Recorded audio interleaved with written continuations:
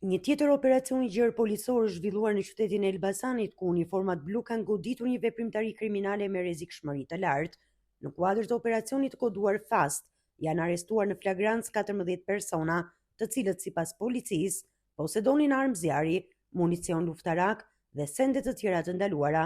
Në pranga kanë përfunduar Ergys Tusha, Hanson Mullahi, Ervin Cani, Taulant Zykollari, Stefan Memeli, Akil Kertusha, Maksim Suçi, Bujar Muça, Egi Caushi, Blerim Heta, Jugers Mullai, Arjan Doda, Enderi Doda dhe një 17 vjeçar. Të gjithë të arrestuarit janë me precedent penal të theksuar në fushën e krimeve kundër personit dhe narkotikëve dhe konsiderohen me rrezikshmëri të lartë shoqërore.